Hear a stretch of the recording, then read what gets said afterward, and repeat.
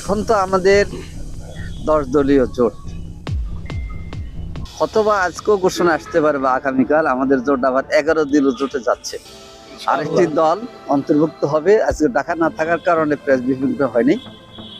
তো আমাদের যে 10 দলীয় জোট, আরেকটি দল যোগ হলে 11 দলীয় জোট হবে। কিন্তু আরেকটি দল কি আগেরই না, আগের দল না, নতুন দল। প্রভাব পড়বে কিনা, আচ্ছা, নারীদের একটা দল না থাকলে তো আমরা তো এখন 11 বলতে পারতেছি না, 10 বলতে পারতেছি। তবে আল্লাহর রহমত, আমরা 10 দল মিলে কাজ করলে 11 দলের যে অসম্পূর্ণতা, এটা পূরণ করতে আমরা সক্ষম হব ইনশাআল্লাহ। আমরা মন্তব্য করে পরিবেশ বিঘ্ন ঘটুক এটা চাই না। প্রত্যেক রাজনীতি তাদের বক্তব্য দেবে, জনগণ বিবেচনা করবে। জামাত ইসলামের কথা না বলে উনি একটি দলের দিকে ইঙ্গিত করেছেন।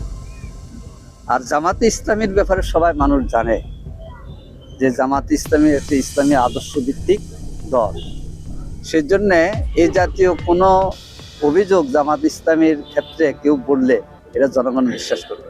প্রধানত ইলেকশন করছেন না, দলীয় নায়েবে আমির শাহেকে সরমনাই ফয়জুল করিম সাহেব দুটো আসন ইলেকশন করতেছে, বরিশাল 5 এবং বরিশাল 6।